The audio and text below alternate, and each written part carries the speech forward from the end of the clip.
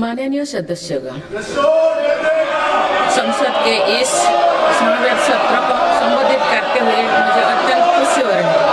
बीता वर्ष भारत के तेज विकास और विरासत के उत्सव के रूप में स्मरणीय रहा है। ये कालखंड अपने साथ अनेक प्रेरणाएं लेकर आया है।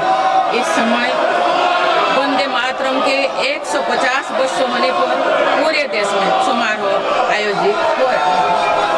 सभी देशवासी इस महान प्रेरणा के लिए ऋषि बंकिम चंद्र चट्टोपाध्याय जी को नमन कर रहे हैं। मैं आप सभी संसद सदस्यों को बधाई देती हूं कि इस पूर्ण अवसर पर संसद में विशेष चर्चा का आयोजन किया गया है। माननीय सदस्यगण, इसी दौरान देशवासियों ने श्री गुरु तेग बहादुर जी का 350 शहीद दिवस पर्व पूरी श्रद्धा के साथ मनाया। भगवान बिरसा मुंडा के 150 जन्म जयंती वर्ष के दौरान देश ने उन्हें श्रद्धांजलि दी और आदिवासी समाज के योगदान को याद किया। सरदार पटेल की 150वीं जन्म जयंती से जुड़े आयोजन ने एक भारत श्रेष्ठ भारत के भाव को मजबूत दी।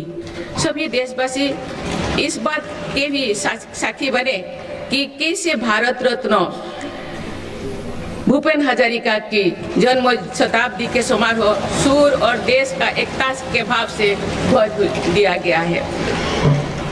जब देशवासी अतीत के ऐसे महान पड़ावों और अपने पूर्वजों के महान योगदान को याद करते हैं तो नई पीढ़ी के प्रेरणा मिलती है। ये प्रेरणा विकसित भारत के और हमारी यात्रा के ओर गति देती है। माननीय सदस्यगण, वर्ष 2026 के साथ ही हमारे देश इस सदी के दूसरी पड़ाव पर पहुंच गया है। भारत के लिए सदी के पहले 25 वर्षों का समापन अनेक सफलताओं, गौरवशाली उपलब्धियों और असाधारण अनुभवों के साथ हुआ है। बीते 10-11 वर्षों में भारत ने हर क्षेत्र में अपनी नींव मजबूत की है। ये वर्ष 2047 तक विकसित भारत की तेज यात्रा का बहुत बड़ा आधार है। माननीय सदस्यगण, बाबा साहेब अम्बेडकर ने हमेशा समानता और सामाजिक न्याय पर जोर दिया है। हमारे संविधान भी हमें यही प्रेरणा देता है। सच्चा सामाजिक न्याय यानी देश के हर नागरिक को उसका पूरा हक मिले, बिना किसी भेदभाव से मिले। मेरी सरकार सच्ची सामाजिक न्याय के लिए समर्पित है और इसी का नतीजा है कि पिछले एक दशक में 25 करोड़ देशवासी गरीबी को हराकर गरीबी से बाहर निकल के सरकार के तीसरे कार्यकाल में गरीबों को सशक्त करने के लिए अभियान और तेजी से आगे बढ़ा है। पिछले एक दशक में गरीबों के 4 करोड़ पक्के घर बने। बीते एक वर्ष में 32 लाख नए घर गरीबों को मिले। जल जीवन मिशन के 5 वर्षों में 12.5 करोड़ नए परिवारों तक पाइप से पानी पहुंचाया गया है। बीते एक वर्ष में करीब 1 करोड़ नए परिवार तक नल से जल की सुविधा पहुंची। उज्ज्वला योजना के माध्यम से अब तक 10 करोड़ से ज्यादा परिवारों को एलपीजी कनेक्शंस मिले हैं और पिछले वर्ष भी ये अभियान तेजी से आगे बढ़ रहा है। मेरी सरकार पारदर्शी और ईमानदार व्यवस्थाओं को स्थायी बना रही है। इसी एक वर्ष में सरकार ने 7.25 लाख करोड़ रुपया से अधिक लाभ डीबीटी के माध्यम से सीधे लाभार्थियों को पहुंचाया है। माननीय सदस्यगण, मेरी सरकार दलितों, पिछड़ों, वंचितों, जनजातीय समाज सभी के लिए पूरी संवेदनशीलता से काम कर रही है। सबका साथ सबका विकास का विजन देश के हर नागरिक के जीवन में सकारात्मक प्रभाव ला रहे हैं।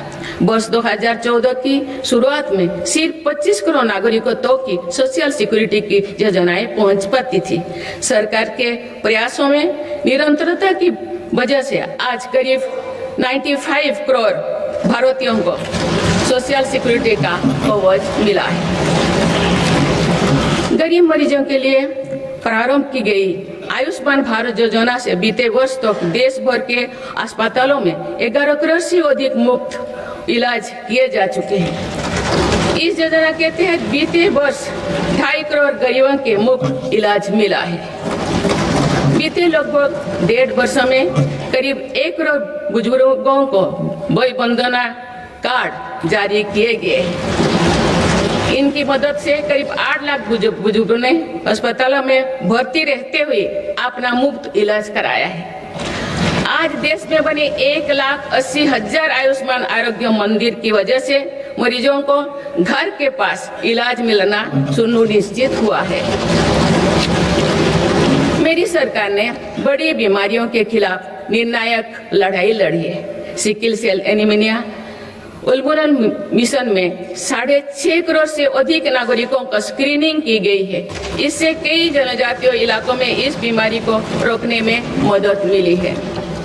मिशन मोड में चलाए जाए गए अभियानों के कारण जापानी इंसेफेलाइटिस जैसे बीमारियों पर प्रभावी नियंत्रण पाया गया है। उत्तर प्रदेश के कई पिछड़े इलाके ग्रामीण क्षेत्रों में इस रोग की प्रभावी रोकथाम सुनिश्चित हुई है। ये गर्व की बात है कि विश्व स्वास्थ्य संगठन में भारत को आंखों का संक्रमण ट्राइकोमा से मुक्त घोषित कर दिया है। मेरी सरकार हर नागरिक को बीमा सुरक्षा देने के लिए भी प्रतिबद्ध है। प्रधानमंत्री जीवन ज्योति बीमा योजना और पीएम सुरक्षा बीमा योजना की इसमें बड़ी भूमिका है। इन योजनाओं से करोड़ों जरूरतमंद नागरिकों को बीमा कवरेज मिला है। इनके तहत 24,000 करोड़ रुपया से अधिक का क्लेम भी दिया गया है। ये योजनाएं संकट के समय करोड़ों गरीबों का संबल बनी है।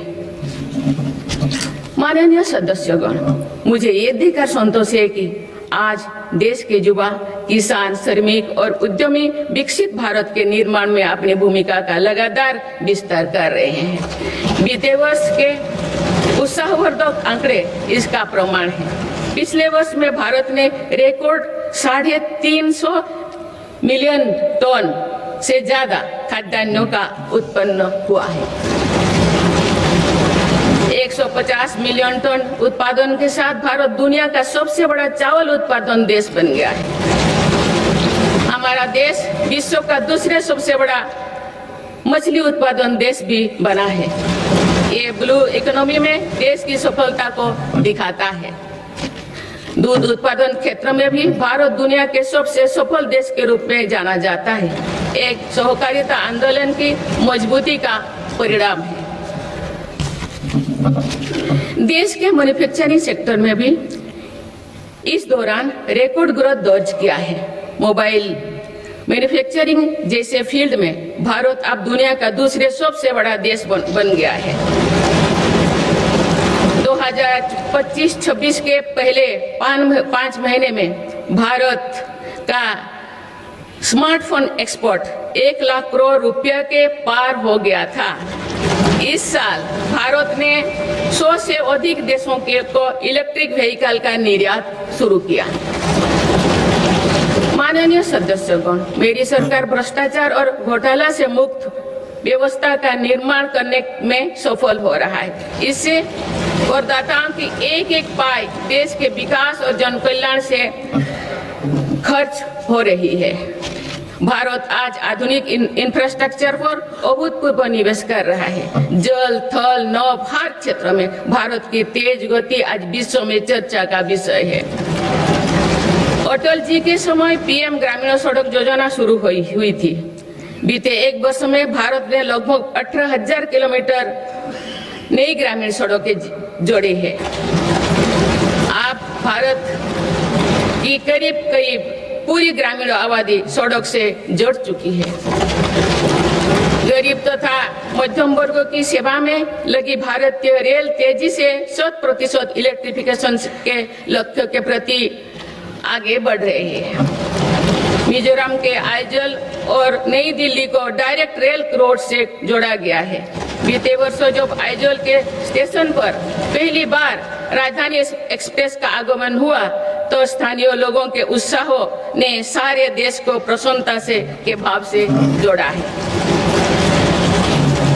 जम्मू कश्मीर विश्व के सबसे उच्च रेलवे आर्च ब्रिज, चुनाव ब्रिज और तमिलनाडु में नई पंबन ब्रिज का निर्माण कर भारत ने इंफ्रास्ट्रक्चर क्षेत्रों में एक कीर्तिमान स्थापित किया है। आज जम्मू कश्मीर से केरल तक 150 से ज्यादा वंदे भारत ट्रेनों का नेटवर्क खड़ा हो चुका है। कुछ दिन पूर्व ही वंदे भारत ट्रेनों के नई पीढ़ी का पदार्पण हुआ है। बंगाल से असम के बीच वंदे भारत स्लीपर ट्रेनों की शुरुआत भारत की रेल प्रगति की नई उपलब्धि है। भारत के मेट्रो नेटवर्क पर भी देशवासियों को गर्व है। 2025 में भारत का कुल मेट्रो नेटवर्क 1000 किलोमीटर के ऐतिहासिक आंकड़ों को पार कर गया है। भारत दुनिया के तीसरी सबसे बड़े मेट्रो नेटवर्क वाला देश बन गया है। मेरी सरकार ने इनलैंड वाटरवेज के विकास पर भी अनेक काम किए हैं। पहले भारत में राष्ट्रीय जलमार्गों की संख्या 5 थी, जो अब 100 से अधिक हो चुकी है। इससे उत्तर प्रदेश, बंगाल, बिहार समेत पूर्वी भारत के राज्य लॉजिस्टिक हब बनकर उभर रहे हैं। क्रूज टूरिज्म से तटीय और नदी इलाकों में पर्यटन बढ़ रहा है और स्थानीय अर्थव्यवस्था मजबूत हो रही है। माननीय सदस्यगण, स्पेस टूरिज्म भी अब भारत की पहुंच से दूर नहीं है।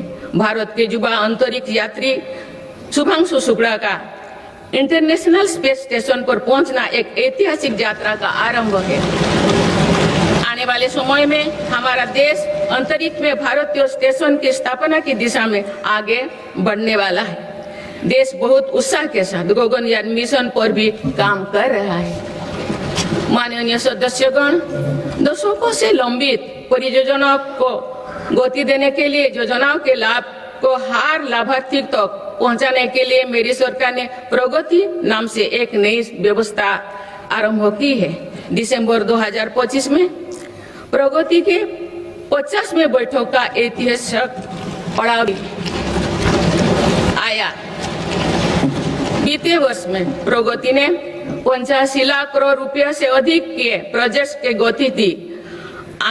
लाखों करोड़ रुपया की कल्याणकारी योजनाओं को धरातल पर उतारने में मदद की। रिफॉर्म, परफॉर्म, ट्रांसफर के जिस मंत्रों को लेकर देश चल रहा है, उसकी सफलता में प्रगति की इन बैठक ने बहुत बड़ी भूमिका निभाई है। माननीय सदस्यगण, बीते 11 वर्षों में देश की आर्थिक नींव बहुत मजबूत हुई है। दुनिया में अनेक प्रकार के संकटों के बावजूद भारत दुनिया की फास्टेस्ट ग्रोइंग मेजर इकोनॉमी बना हुआ है। भारत ने महंगाई दर को कम रखने के अपने रिकॉर्ड को और बेहतर किया है। इसका सीधा फायदा देश के गरीब और मध्यम वर्गीय परिवारों को हो रहा है।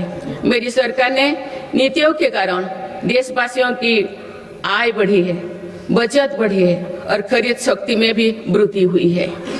अभी यूरोपियन यूनियन के साथ फ्री ट्रेड एग्रीमेंट पर जो सहमति हुई है, मैं सभी देशवासियों को इसके लिए बहुत बहुत बधाई देती हूँ। ये ऐतिहासिक कदम भारत में मैन्युफैक्चरिंग सेक्टर और सर्विस सेक्टर के गति देगा, भारत के युवाओं के लिए रोजगार के अनेक नए अवसर बनाएगा। माननीय सदस्यगण, आज मेरी सरकार रिफॉर्म्स एक्सप्रेस के पथ पर चल रही है। पुराने नियमों और प्रावधानों को भविष्य की जरूरत के हिसाब से निरंतर बदला जा रहा है। सभी ने देखा है कि कैसे जीएसटी में ऐतिहासिक नेक्स्ट जनरेशन रिफॉर्म ने देशवासियों का उत्साह से भर दिया। इस रिफॉर्म के कारण देशवासियों को 1 लाख करोड़ रुपए की बचत सुनिश्चित हुई। जीएसटी में कटौती के बाद वर्ष 2025 में 2 व्हीलर का रजिस्ट्रेशन 2 करोड़ से पार कर गया है। ये अपने आप में नया रिकॉर्ड है। इनकम टैक्स कानून भी अब नए स्वरूप में सामने आया है। 12 लाख रुपया तक की आय पर टैक्स जीरो करने का ऐतिहासिक फैसला लिया गया है। ऐसे रिफॉर्म से गरीब और मध्यम वर्ग परिवारों को अभूतपूर्व फायदा हो रहा है। इससे देश की अर्थव्यवस्था को भी नई गति मिली है। माननीय सदस्यगण, देश में अनेक नए सेक्टर्स के उदय के साथ ही श्रमिकों के हितों को सुरक्षित करना भी उतना ही आवश्यक है। नई श्रमिक कानून लागू करने के पीछे भी ये उद्देश्य है। लंबे समय से देश के श्रम शक्ति दर्जनों कानूनों में उलझे हुए थे। इसको आप सिर्फ 4 कोड में सीमित किया गया है। इससे श्रमिकों के उचित वेतन भत्ते और अन्य कल्याणकारी लाभ मिलने आसान हुई है। देश के युवाओं और महिलाओं को इसका खास तौर से फायदा होगा। माननीय सदस्यगण, मेरी सरकार भारत को ग्रीन ग्रोथ और आधुनिक टेक्नोलॉजी का पावर हाउस बनाने में जुटे हैं। तेजी से बढ़ती डिजिटल अर्थव्यवस्था, एआई और डेटा सेंटर्स निवेश बढ़ रहा है। इकोनॉमी के इस नए स्वरूप के लिए अधिक ऊर्जा की भी जरूरत है। इस दिशा में परमाणु ऊर्जा की बड़ी भूमिका है।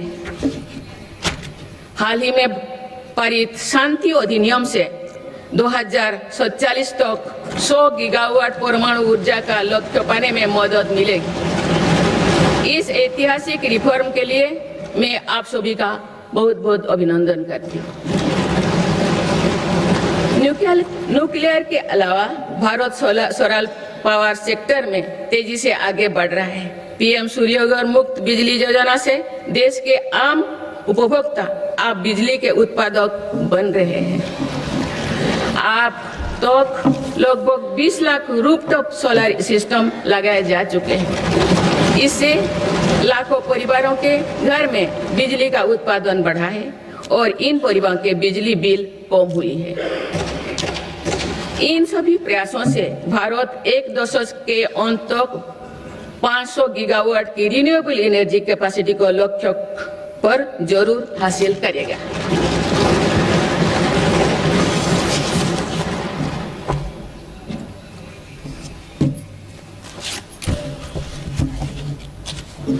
माननीय सदस्यगण, किसी भी न्याय व्यवस्था की वास्तविक सफलता इस बात से तय होती है कि उसके कानून नागरिकों से भय का नहीं बल्कि सुरक्षा, सुविधा एवं सशक्तिकरण का भाव पैदा करे। इस बात को ध्यान में रखते हुए भारतीय न्याय संहिता को तेजी से लागू किया गया है।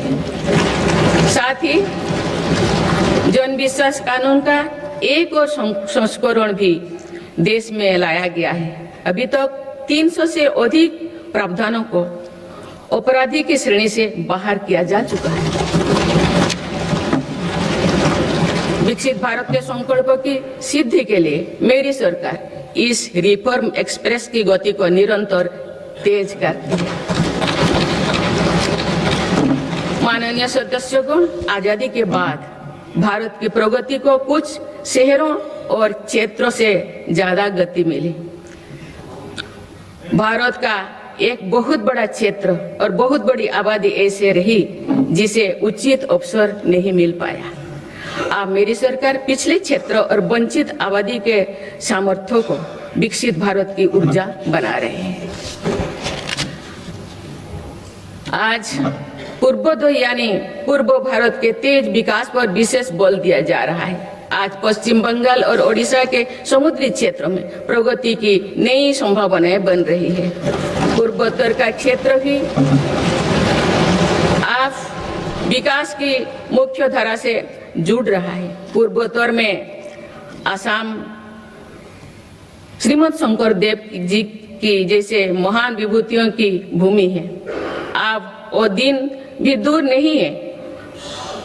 असम में बनी सेमीकंडक्टर चिप दुनिया भर के इलेक्ट्रिक उत्पादों की लाइफलाइन बनेगी। इस क्षेत्र में कनेक्टिविटी पर भी अभूतपूर्व बल दिया जा रहा है। माननीय सदस्यगण, बीते 11 वर्षों में पूर्वोत्तर में 7,200 किलोमीटर से ज्यादा राष्ट्रीय राजमार्ग बनाए गए हैं। इससे दूर दराज, पहाड़ी, जनजातीय और सीमावर्ती इलाकों तक पहुंचना आसान हुआ है। साथ ही प्रधानमंत्री ग्राम सड़क योजना के तहत लगभग 50,000 किलोमीटर ग्रामीण सड़कें बनी हैं।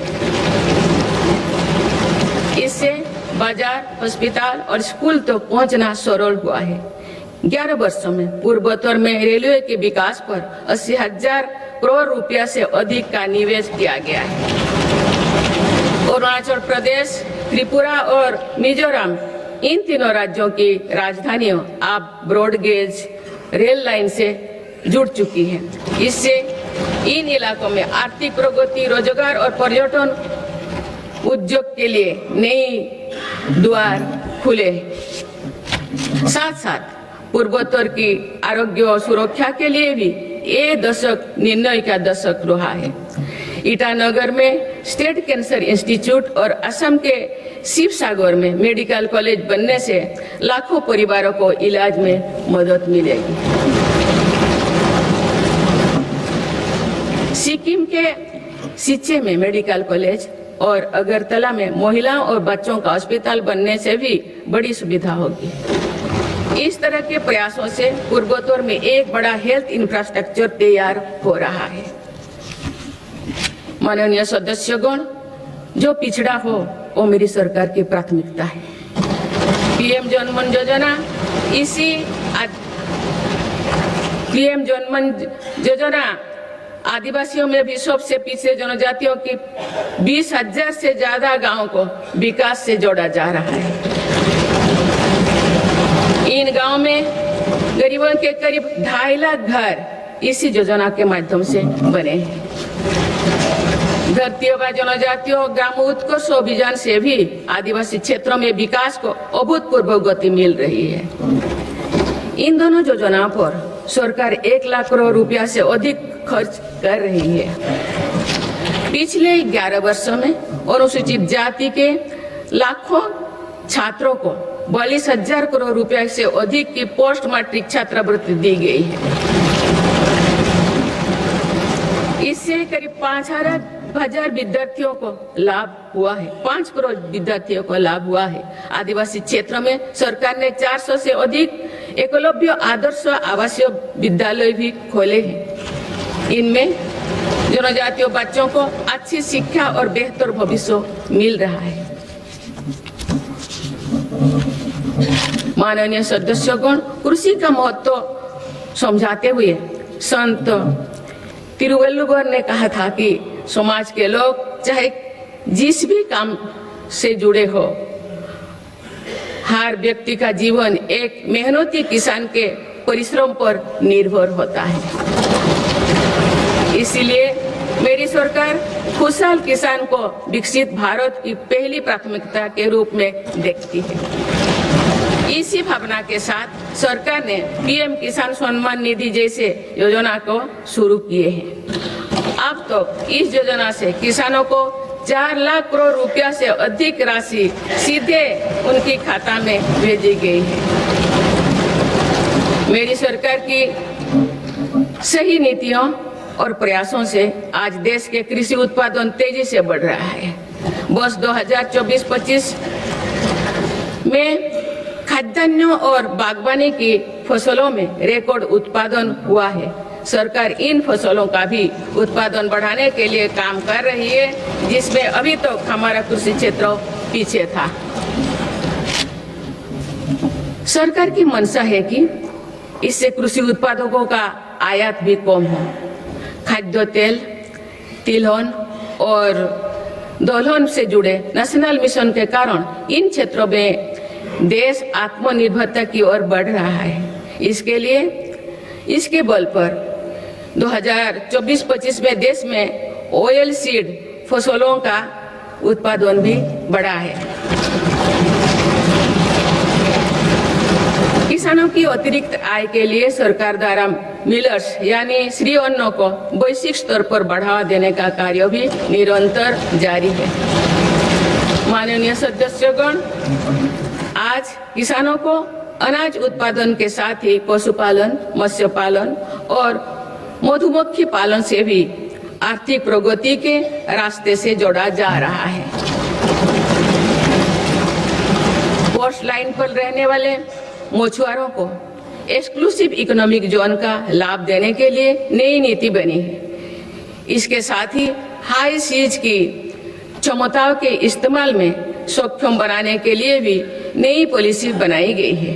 2024-25 में देश का मत्स्य उत्पादन लगभग 200 लाख टन हो गया है। 2014 की तुलना में इसमें कुल 105% की बढ़ोतरी हुई है।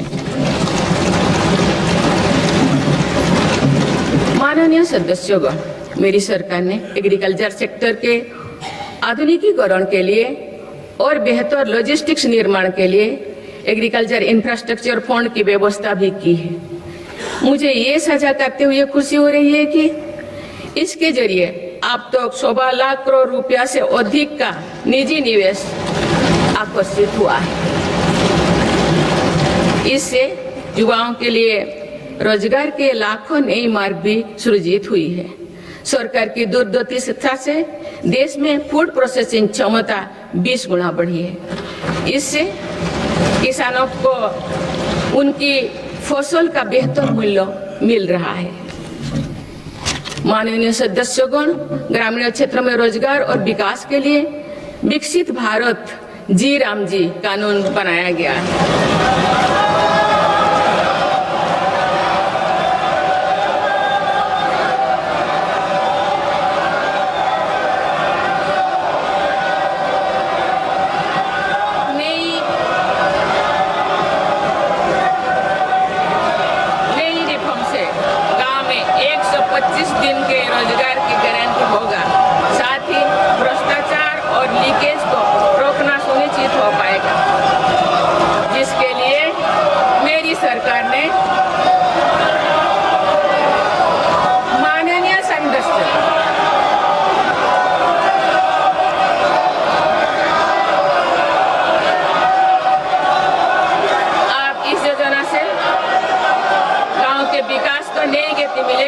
किसान, पशुपालन और मछुआरे साथियों के लिए नई सुविधाएं निर्मित होगी।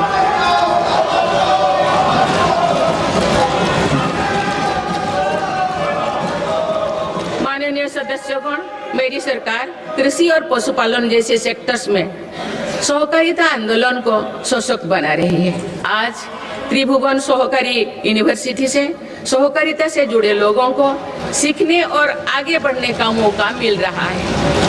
इसके अलावा 10,000 से ज्यादा FPOs के माध्यम से भी कृषि क्षेत्रों को सशक्त किया जा रहा है।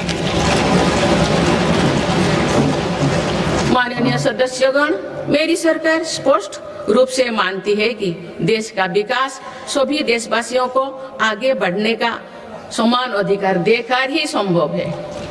इसलिए आज देश वुमेन लेड डेवलपमेंट के मंत्र के साथ आगे बढ़ रहा है। मेरी सरकार ने महिलाओं के लिए समर्पित विशेष योजनाएं बनाए हैं और साथ ही अन्य योजनाओं के केंद्र में भी महिलाओं को रखा है। प्रधानमंत्री आवास योजना से लेकर जल जीवन मिशन तो हर योजना में महिला लाभार्थियों को बड़ी वरीयता मिली है। देश के विकास में महिलाओं की भागीदारी बढ़ाने के लिए मेरी सरकार ने 10 करोड़ महिलाओं को स्वयं सहायता समूह से जोड़ा है। आज देश में लखपति दीदियों की संख्या 2 करोड़ से ज्यादा हो चुका है। बीते एक वर्ष में ही 60 लाख से ज्यादा महिलाएं लखपति दीदी बनी हैं। मेरी सरकार कुल 3 करोड़ महिलाओं को लखपति दीदी बनाने के लक्ष्यों को जल्द प्राप्त करने वाले हैं। माननीय सदस्यगण, नमो ड्रोन दीदी योजना भी देश के सुदूर अंचलों तक महिला सशक्तिकरण का एक पर्याय बनकर उभरी है। ये प्रशिक्षित ड्रोन दीदी अब आधुनिक तकनीक से जरिए एग्रीकल्चर सेक्टर को ट्रांसफॉर्म कर रहे हैं। मेरी सरकार महिलाओं की आर्थिक उन्नति के साथ साथ अनेक पोषण, स्वास्थ्य और शिक्षा जैसी सभी विषयों पर ध्यान दे रही है। सितंबर के महीने में चलाए गए स्वस्थ नारी सशक्त परिवार अभियान के तहत लगभग 7 करोड़ महिलाओं की स्वास्थ्य जांच हुई है। इस अभियान ने महिलाओं को त्वरित इलाज शुरू करने में मदद की है। माननीय सदस्यगण, मेरी सरकार की प्रगतिशील सोच और नीतियों के परिणाम स्वरूप देश के हर महत्वाकांक्षी क्षेत्र में महिलाएं तेजी से आगे बढ़ी है। इसी दिशा में कुछ ही महीने पहले देश ने एक और बड़ा माइलस्टोन हासिल किया है। राष्ट्रीय शिक्षा अकादमी यानी एनडीए में महिला कैडेट्स का पहला बैच पास आउट हुआ है। इससे ये विश्वास और मजबूत हुआ है कि देश के विकास और सशक्तिकरण में नारी शक्ति सबसे आगे खड़ी है। माननीय सदस्यगण, श्री गुरु तेग बहादुर जी ने हमें सिखाया है, भय काहू को देत नय भय मानत आन, यानी हम ना किसी को डराएं और ना किसी से डर कर जिए।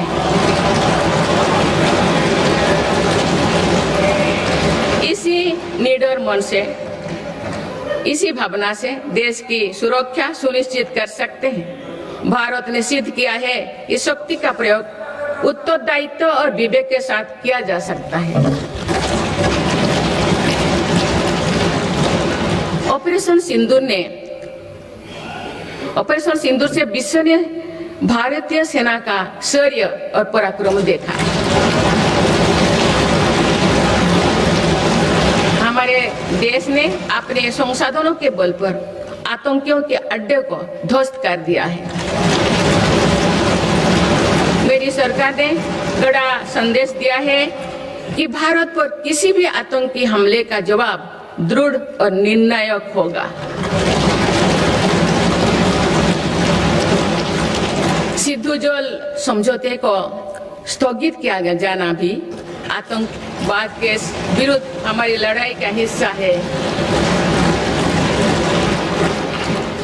देश की रक्षा व्यवस्था को और मजबूत बनाने के लिए मिशन सुदर्शन चक्र पर भी काम हो रहा है। माननीय सदस्यगण, मेरी सरकार की नीतियों के अनुरूप सुरक्षा बलों ने माओवादी आतंक पर भी निर्णायक कार्रवाई की है। वर्षों तक देश के 126 जिलों में असुरक्षा, भय और अविश्वास का वातावरण था। माओवादी विचारधारा ने कई पीढ़ियों का भविष्य अंधकार में डाल दिया। इसका सबसे ज्यादा नुकसान हमारे युवाओं, आदिवासी और दलित भाई बहनों को हुआ। आज माओवादी आतंक की चुनौती 126 जिलों से घटकर 8 जिलों तक सीमित हो गए हैं।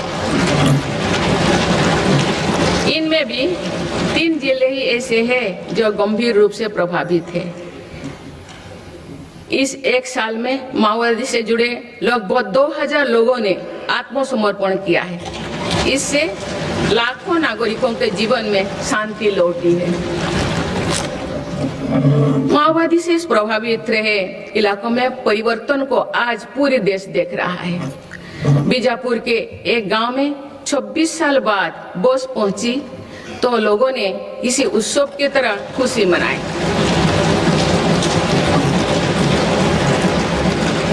बस्तर ओलंपिक में युवा बढ़ चढ़कर हिस्सा ले रहे हैं। हथियार छोड़ चुकी व्यक्ति आज जगदलपुर में पंडुम कैफे में लोगों की सेवा कर रहे हैं। माननीय सदस्यगण, मेरी सरकार ये सुनिश्चित कर रही है कि जो लोग हथियार छोड़कर मुख्यधारा से जुड़े हैं उनका जीवन पटरी पर लौटे। वो दिन दूर नहीं जो देश से आतंक पूरी तरह से समाप्त हो जाए। माननीय सदस्यगण, गुरुदेव रविंद्रनाथ टैगोर ने कहा था कि आजादी तब तक अधूरी है जब तक आत्मनिर्भरता का जीवन ना जिया जाए। मेरी सरकार भारत को आत्मनिर्भर बनाने की दिशा में निरंतर और ठोस प्रयास कर रहे हैं। आज मेक इन इंडिया के विजन के साथ बने उत्पाद दुनिया के अलग अलग बाजारों तक पहुंच रही है। स्वदेशी को लेकर भी देशवासियों में बहुत उत्साह है। माननीय सदस्यगण, पीएलआई योजना से अभी तक लगभग 2 लाख करोड़ रुपया का निवेश आकर्षित हुआ है। साथ ही 17 लाख करोड़ रुपए से अधिक का उत्पादन हुआ है। भारत का इलेक्ट्रॉनिक सेक्टर अभूतपूर्व गति से विकास कर रहा है। बीते 11 वर्षों में इलेक्ट्रॉनिक्स प्रोडक्शन में 6 गुना वृद्धि हुई है। आज ये 11 लाख करोड़ रुपया का हो चुका है। वर्ष 2025 में भारत का डिफेंस प्रोडक्शन 1.5 लाख करोड़ रुपया से पार हो चुका है और डिफेंस एक्सपोर्ट भी रिकॉर्ड 23,000 करोड़ रुपया से ऊपर चल गया है। ऑपरेशन सिंदूर के बाद made in India defence platform पर भरोसा मजबूत हुआ है। माननीय सदस्यगण, निवेश और निर्यात के मामले में भारत की वैश्विक हिस्सेदारी निरंतर बढ़ रही है। बीते 11 वर्षों में भारत में लगभग $750 बिलियन का एफडीआई आया है। मेरी सरकार भारत में नई सेक्टर्स को प्रोत्साहित दे रही है। आधुनिक मैन्युफैक्चरिंग और भविष्य की टेक्नोलॉजी के लिए माइक्रोचिप में आत्मनिर्भरता बहुत आवश्यक है। वर्ष 2025 में 4 और सेमीकंडक्टर मैन्युफैक्चरिंग यूनिट को मंजूरी दी गई है। भारत में 10 ऐसे फैक्ट्रियां आने वाले समय में अपना काम शुरू करने वाली है। भारत अब नानो चिप निर्माण के लिए भी बड़े कदम उठा रहे हैं। माननीय सदस्यगण, चिप के अलावा एक और बहुत बड़ा क्षेत्र है जिसको लेकर मेरी सरकार ने मिशन मोड पर काम शुरू किया है। राष्ट्रीय क्रिटिकल मिनरल्स मिशन से जरूरी मिनरल के लिए विदेशों पर निर्भरता को कम किया जा रहा है। माननीय सदस्यगण, अतीत में भारत समुद्री व्यापार की एक महाशक्ति हुआ करता था, लेकिन गुलामी के बाद दशकों की उपेक्षा के कारण आज भारत का 95% व्यापार विदेशी जहाजों पर होता है। इस पर हर वर्ष 6 लाख करोड़ रुपया से अधिक खर्च होते हैं। मेरी सरकार इस स्थिति से देश को बाहर निकालने में जुटी है। शिपिंग सेक्टर के लिए सरकार ने करीब 70,000 करोड़ रुपया का ऐतिहासिक पैकेज घोषित किया है। बड़े जहाजों को इंफ्रास्ट्रक्चर का स्टेटस दिया गया है। इतना ही नहीं, शिपिंग से जुड़ी पुराने कानूनों को भी वर्तमान जरूरतों के हिसाब से बदला गया है।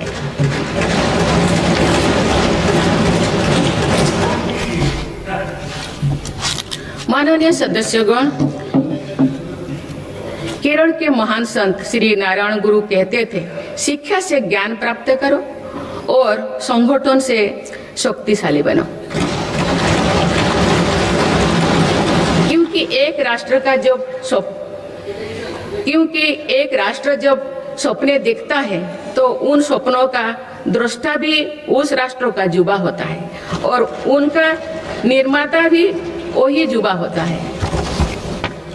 आपको ये जानकर खुशी होगी कि बीते 11 वर्षों में के दौरान देश में सिर्फ इलेक्ट्रॉनिक मैन्युफैक्चरिंग सेक्टर में 25 लाख से अधिक नई रोजगार सृजित हुई है।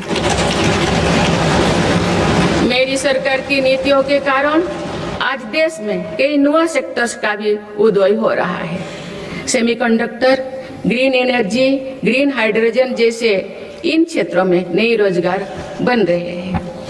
माननीय सदस्यगण, मेरी सरकार ने बीते वर्षों में आधुनिक इंफ्रास्ट्रक्चर के निर्माण पर 50 लाख करोड़ से अधिक राशि खर्च की है। इंफ्रास्ट्रक्चर पर हुई इस निवेश ने युवाओं के लिए बड़ी संख्या में रोजगार का निर्माण किया है। माननीय सदस्यगण, आज भारत के युवा मन में हम एक और सकारात्मक बदलाव देख रहे हैं। देश का युवा आत्मनिर्भर भारत, स्वदेशी और मेक इन इंडिया को अपनी जिम्मेदारी मान रहे हैं। मुद्रा योजना जैसे प्रयास इन युवाओं में उद्यमिता और स्वरोजगार की भावना को बढ़ावा दे रहे हैं। इस स्कीम के तहत अभी तक 38 लाख करोड़ रुपया से अधिक का फंड छोटे छोटे उद्यमियों को मिला है। करीब 12 करोड़ से अधिक लोन पहली बार स्वरोजगार शुरू करने के लिए दिए गए हैं। इसी तरह पीएम विश्वकर्मा योजना के तहत देश के 20 लाख से अधिक कारीगरों को ट्रेनिंग और बैंक से मदद दी जा रही है। पीएम स्वनिधि योजना के तहत भी रेहड़ी फुटपाथ पर काम करने वाले 72 लाख लोगों को 16,000 करोड़ रुपया की मदद मिल चुकी है। माननीय सदस्यगण, अभी हाल ही में स्टार्टअप इंडिया प्रोग्राम ने अपने 10 लाख पूरे किए हैं। इन 10 साल पूरे किए हैं। इन 10 वर्षों में भारत दुनिया का तीसरा बड़ा स्टार्टअप इकोसिस्टम बन गया है। एक दशक पहले तक देश में 500 से भी कम स्टार्टअप थे। आज देश में लगभग 2 लाख स्टार्टअप पंजीकृत हो चुके हैं। पिछले साल ही करीब 50,000 नए स्टार्टअप्स पंजीकृत हुई है।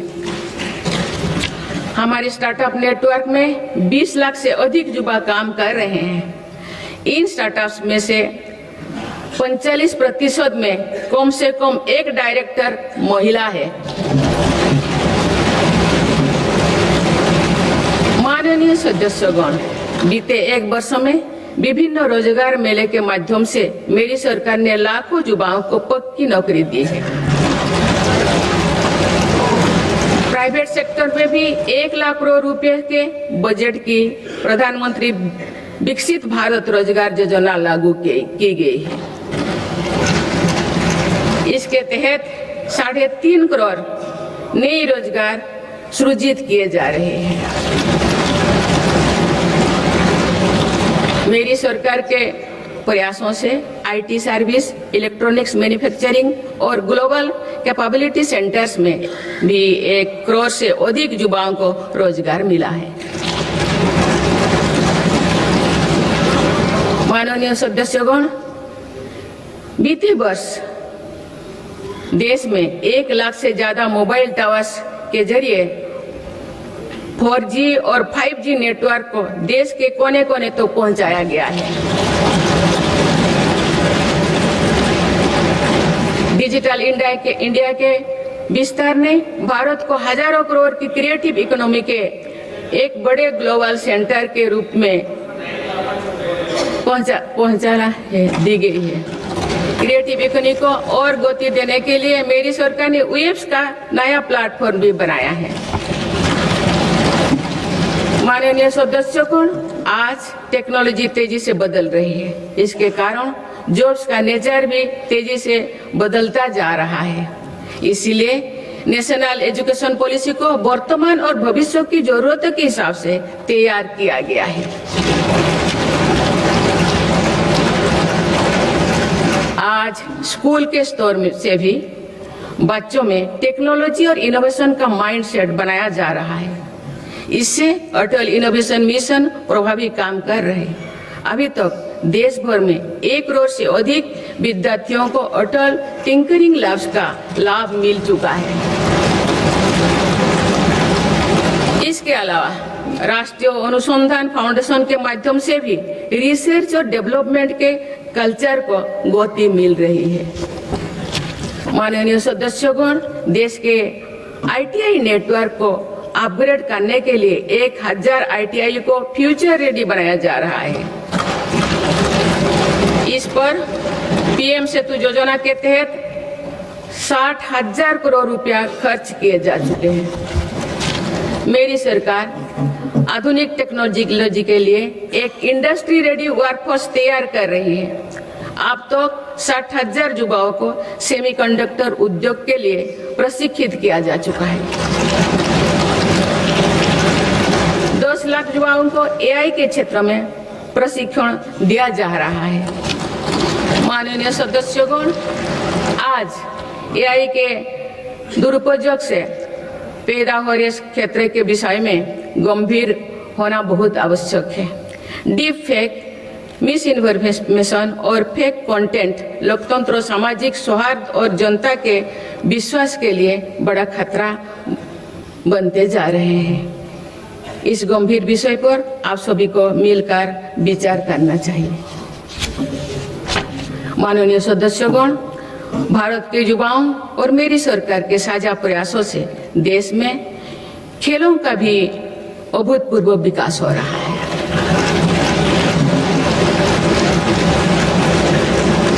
जिस प्रकार हमारे बेटियों का और हमारे दिव्यांग साथियों का प्रदर्शन हो रहा है वो शानदार है। भारत की महिला क्रिकेट टीम ने पहली बार विश्व कप जीता।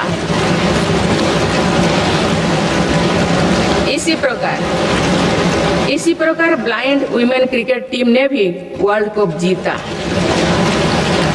मैं अपनी बेटियों को बहुत बहुत शुभकामनाएं देती हूँ। इसी तरह आगे बढ़ते रहे। माननीय सदस्यगण, बीते दशक में भारत में खेल से जुड़े हर व्यवस्था में रिफॉर्म किए गए हैं। मेरी सरकार ने खेलो भारत नीति बनाए हैं और खेलों से जुड़े संस्थानों को पारदर्शी बनाया जा रहा है। हमारी तैयारियां और आत्मविश्वास का परिणाम है कि भारत को 2030 कॉमनवेल्थ गेम्स की मेजबानी का दायित्व दिया जा रहा है। आप सबको सहयोग करना है।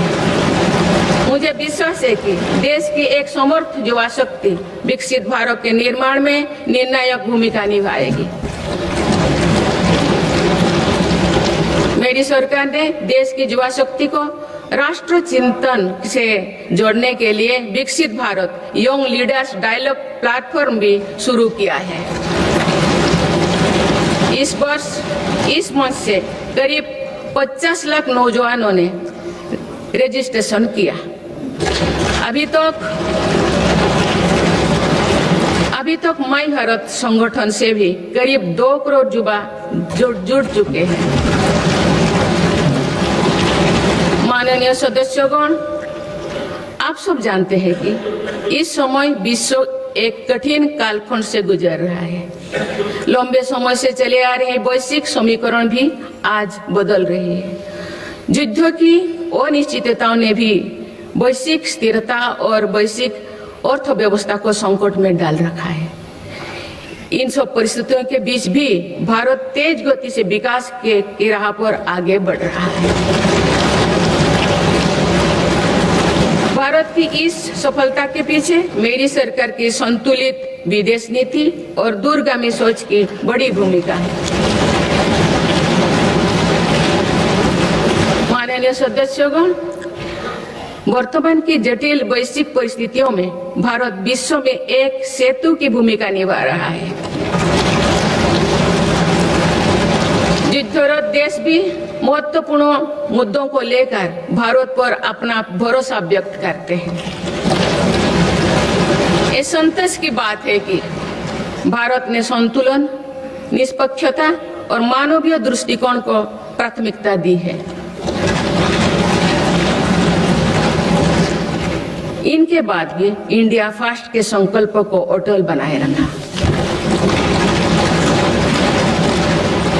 माननीय सदस्यगण, भारत ने पूरे विश्व में ग्लोबल साउथ की आवाज को और मुखरता से तेज किया है। इनमें अफ्रीका और लैटिन अमेरिका सहित ऐसे सभी भूभागों में नई पार्टनरशिप्स बनाए हैं और पुराने संबंधों को मजबूती दी है। भारत ने बिम्स्टेक, G20, ब्रिक्स, एससीओ और अन्य अंतर्राष्ट्रीय मंचों पर अपनी उपस्थिति को भी लगातार मजबूत बनाया है। माननीय सदस्यगण, भारत का हमेशा ये मानना रहा है कि ग्लोबल पॉलिटिक्स और कोऑपरेशन का अंतिम ध्येय मानवता की सेवा होना चाहिए। देश ने अपने एक्शन से इसके प्रेरणादायक उदाहरण भी पेश किए हैं। Latin America, south east Asia, Pacific islands और पड़ोसी देशों में संकट के समय आगे आकर हर संभव सहायता पहुंचाई।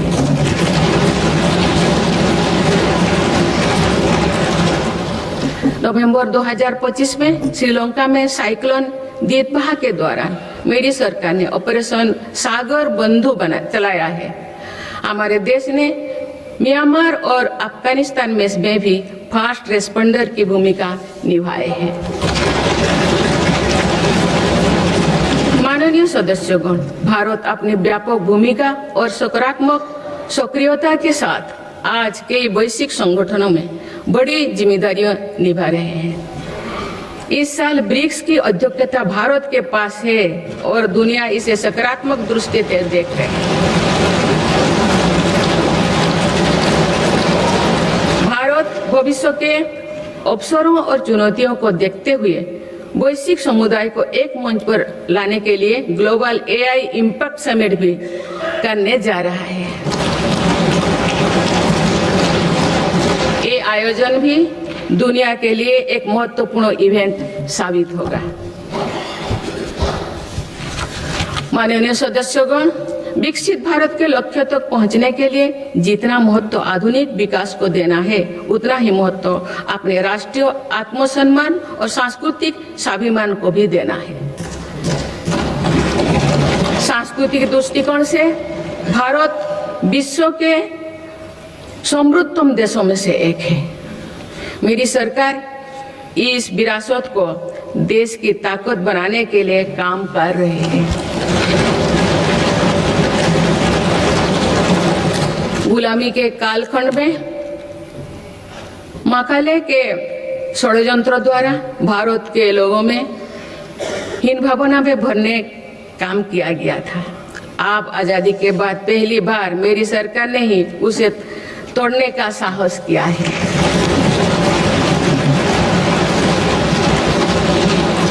माननीय सदस्यगण, आज देश अपनी सांस्कृतिक धरोहर को सहेजने और संभालने के लिए हर मोर्चों पर काम कर रहा है। इसी दिशा में मेरी सरकार के प्रयासों से 100 वर्षों बाद भगवान बुद्ध के पवित्र अवशेष वापस भारत लौटे।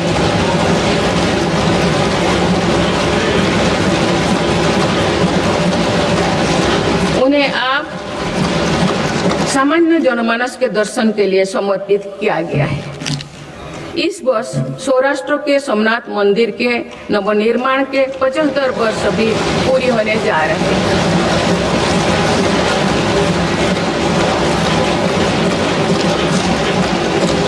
सोमनाथ मंदिर पर हुए आक्रमण के बाद 1000 वर्षों की यात्रा भारत की धार्मिक निष्ठा, समानता संस्कृति और चिरस्थायी का प्रतीक है। इस अवसर पर जिस उत्साह से देश भर के लोगों ने सोमनाथ स्वाभिमान पर्व में हिस्सा लिए हैं वो अतुलनीय है।